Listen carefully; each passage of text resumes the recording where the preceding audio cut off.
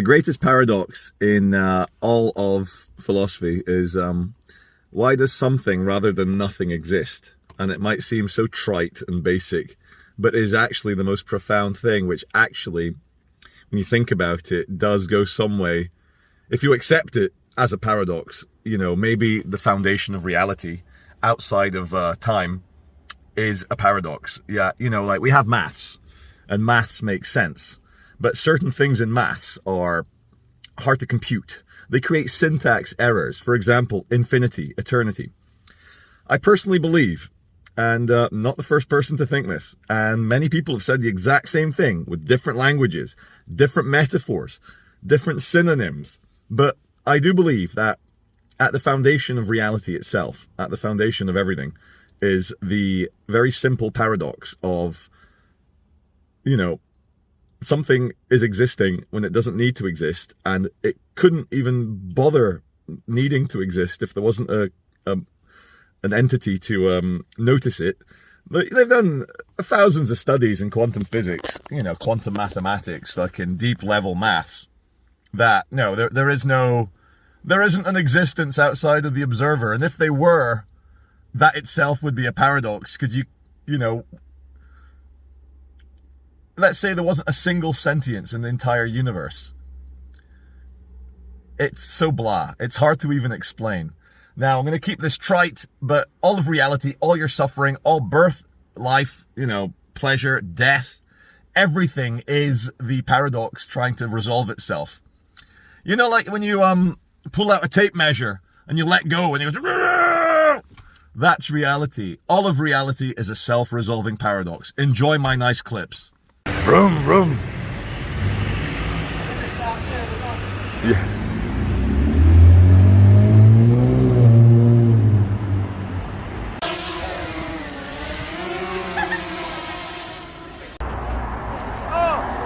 Hello.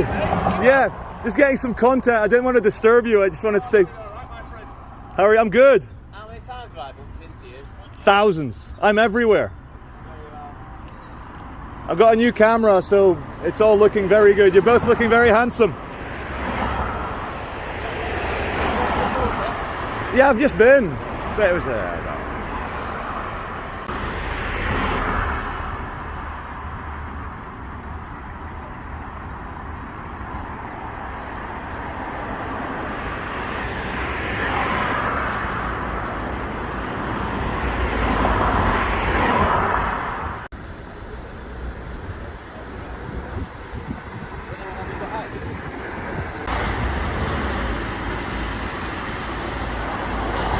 So very recently, I got a phone call from the police, and to give you some backstory, in our society, we've been kind of conditioned and trained to not be grown-ups, to not solve our own problems, but to run straight to the cops for someone's speech, for someone's, you know, passion, for someone's shouty.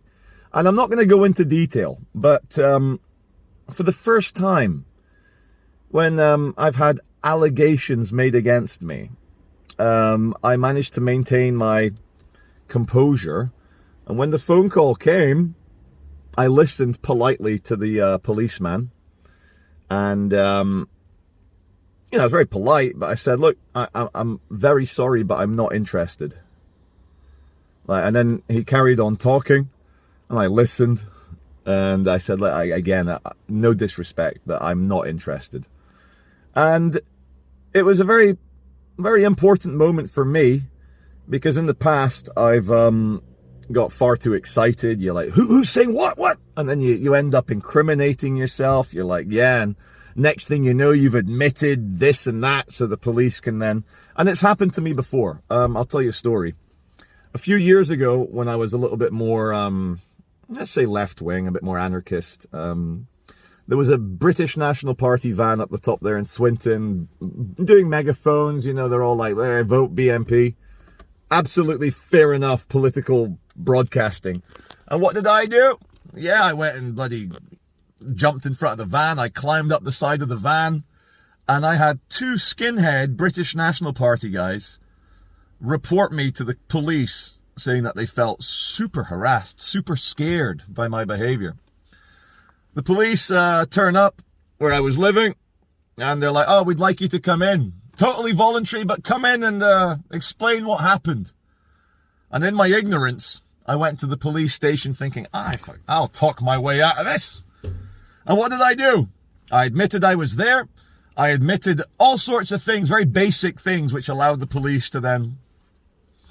They Section 5'd me. And if you just search Charlie Veitch, BNP van, I had to go to court. And the only positive to come from it is that smug knowledge that I managed to terrify people with very extreme right-wing ideologies. So, you learn your lesson. You know that, of course, you see me, I chat to the police all the time when we're out and about. But whenever the police phone you up or contact you and they're investigating something which you're unfortunately seen as the perpetrator, don't talk to the police. Listen to them, be polite, but say you're not interested. That is the best way, because